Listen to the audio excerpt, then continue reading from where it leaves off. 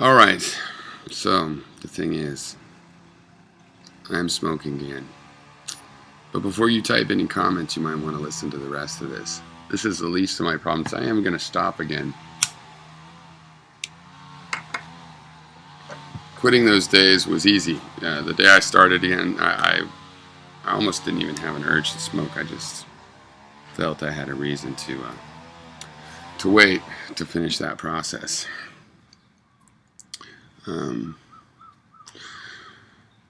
So, the thing is, I quit smoking 5 days before my daughter died. My younger daughter, my 14-year-old daughter, just died. About a month and a half after her birthday, we had her memorial, the day before the first day of high school, what would have been her first day of high school.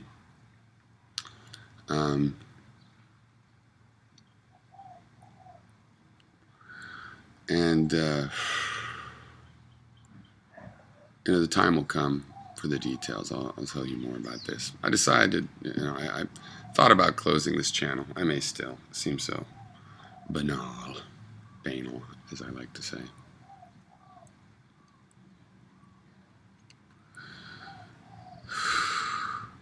I started choosing this August 2nd date as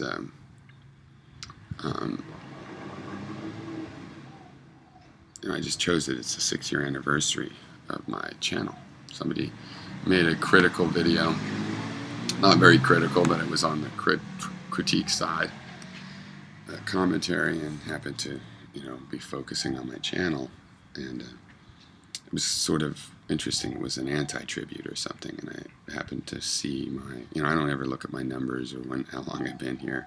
Every once in a while you see how many videos and stuff, they pop it up there, but he focused in on the August 2, and I said, 6 years at August 2. Well, I've done this enough. I've shared my epistemology. Now, I've been crying a lot. I woke up the day after my daughter passed away, and I sobbed for an hour. I've never cried like that. Like I was in physical danger of the crying suffocating me, is how it felt. Probably wasn't really possible, more like when somebody tickles you too long, you feel like you're going to die, or, but you do get a muscle cramp and this kind of thing. I'm not going to cry in this video. I decided if I do, I will cut it out, because this is a very general audience. This is breaking my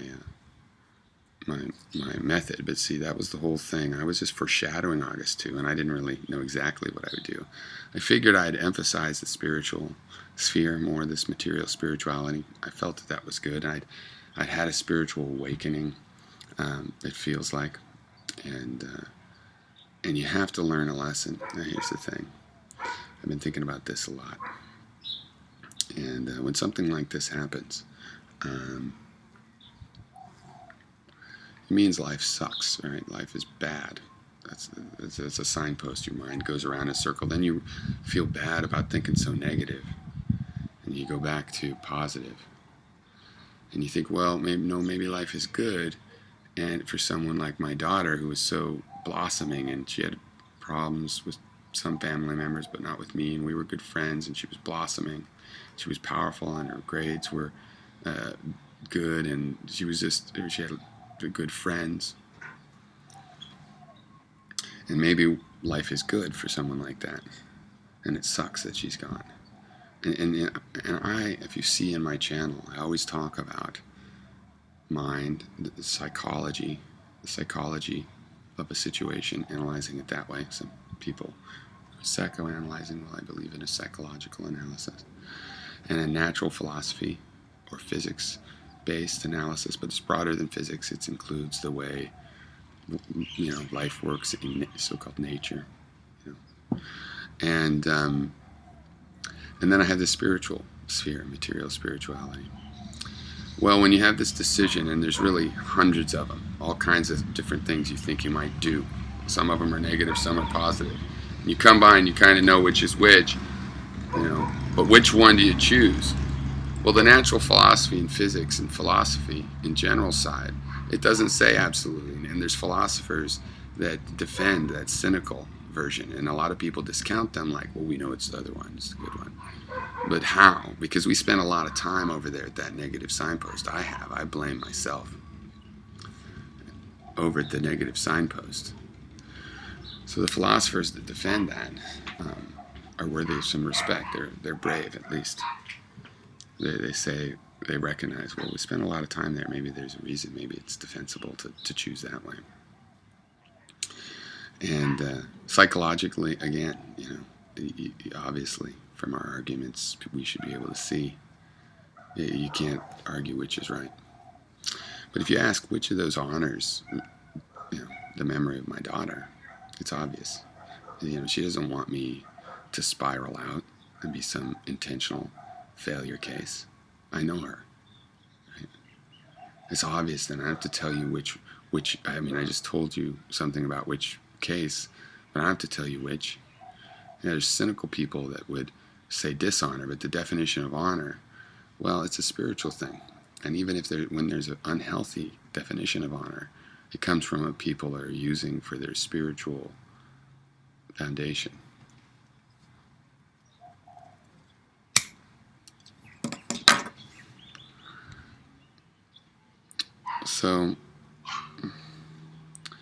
So I had taken this natural philosophy as my centerpiece, right?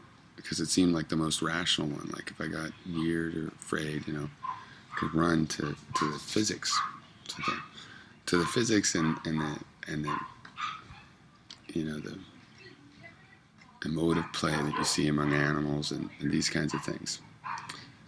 But it doesn't answer which one of those is the real thing, because in nature both of those things happen, and the controversy goes on. But now I'm recentering in my spirituality. My life has changed. It's in service. I'm thinking of like going Mosquito Coast, but dropping into society, because I've always held it at arm's length. And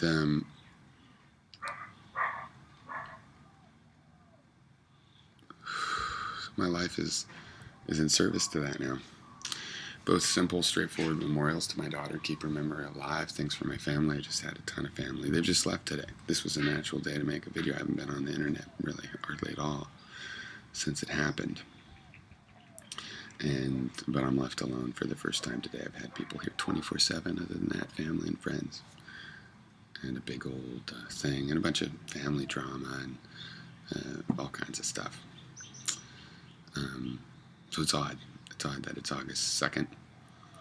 I thought about not sharing this with you guys because you guys are a bunch of different kinds of people.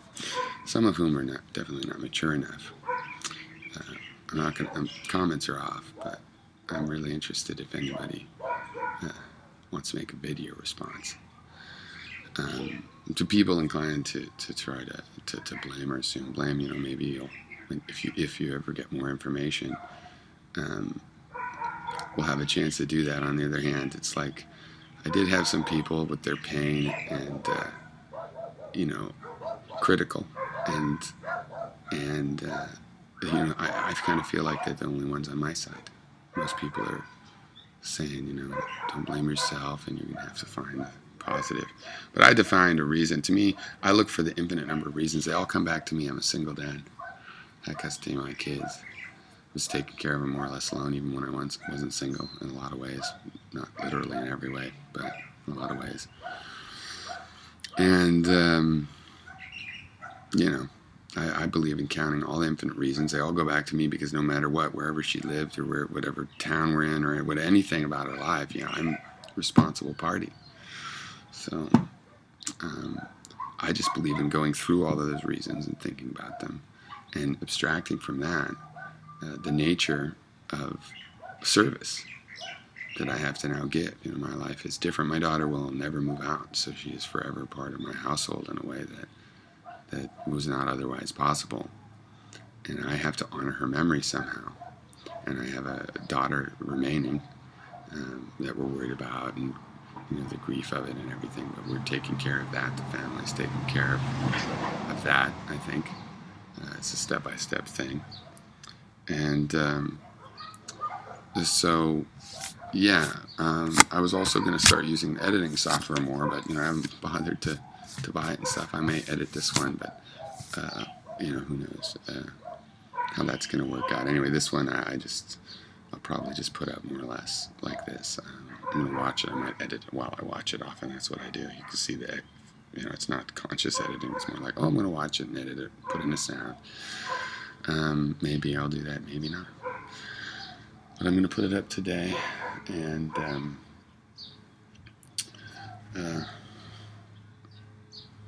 yeah.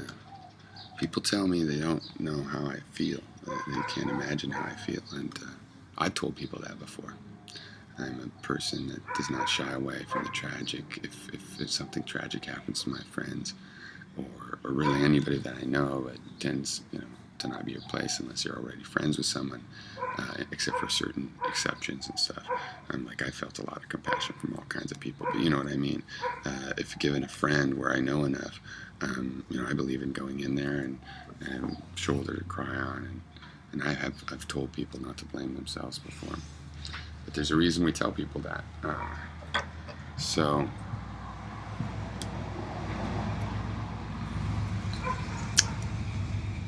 I just know that my life is forever changed. That no matter what comes, it can be solved by service and service. You can read the Greek myths and find out, how Hercules, who was kind of a jerk, but he did. It's a myth, so you can't take it literally or as guidance. But if you do something totally horrendous that there's no fixing. Um, people often want you, don't blame yourself, don't think about it. Oh, that's hard to think about. That's not what I think. I believe think about it all, take all the pain, all of it on your heart. I believe in the right to suicide. If that's where it goes, then fine, but I have reasons not to do that. And the other solution is service, and I've told this to other people, but I'm in a position now to demonstrate, I guess. Not to you guys. I don't have anything to demonstrate to you, but to myself, that that the last call for the living is the one of service into causes and with energy that suits all of the infinite meanings of a tragic occurrence like this. So sorry to bum you out, but it's kind of unavoidable in a way. So take care of your children and love them, because I was always doing a lot to take care of my children, but the happiest thing I am is that I loved them. I didn't have any, oops, I said that and I should have said this, or I mean, my young daughter and I, we were eye to eye. The summer was great. The last year and a half, she was really just blossoming and ascending and powering up, and it's tragic. But I'm glad I was friends. Sometimes I wondered, well, should be disciplinarian on your kid and then lead them into a particular path, and wait to be friends, or never. And I'm glad that I loved her, and she loved me in such a way that we were on the same ground every day, and we were in touch. We were friends. I'm glad, because I definitely couldn't even live on without that. I probably would have to. I'd probably find a similar solution, and the service might have to be more severe or something, because I like to think that I would still be able to react. But if she had been in distress I didn't know about, or things, but I knew her distress and how she was handling it. She had some problems with other people and whatnot. But overall, in her life, she was just getting control of those things. None of that was her doing at all. None of her problems were her doing. But then again, at 14, she's old enough to make her own decisions, and you're starting to be an independent person. With the 13-year-olds start to really form a judgment of good or bad, whether they're doing a good job of making those judgments or not, they start to display. And yet, you know, she was known as really friendly at school. Tons of her friends showed up at school, and she was beautiful. She was incredible, gorgeous, beautiful. And so I'm going to miss her a lot, but I'm also going to hold her with me, and I'm going to have a spiritual idea, because I said, geez, I wish I could hear her voice, and I could. And my spiritual thing, you know, I've told you guys before, I talk to my dead relatives, I think of it in a psychological way, like that my brain has made a photograph of them that happens to be animated and it can reproduce, and it's comforting.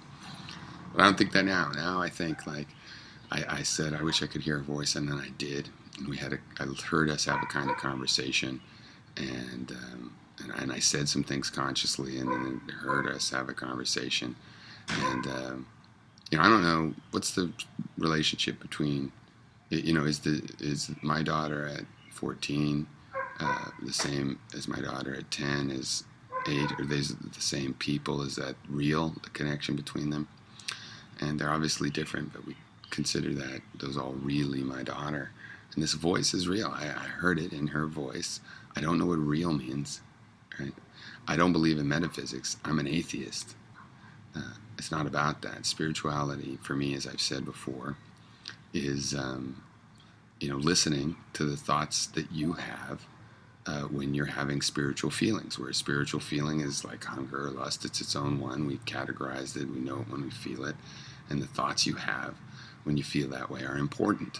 And I've always listened to them, but I've let, like, natural philosophy and the psychology, to a certain degree, a lesser degree, veto them. And so that spiritual analysis has led to a lot of important decisions in my life. But it was always an advisor, where now it's central. It's the only way I can survive. It's the only system I know of all the systems. You know, I know many more than those three. It's just a spectrum. It's the only system I know that explains why, in this situation, I have to choose a positive, because the positive happens to be the thing that would honor her. If the negative would honor her, you know, I'd have to choose that.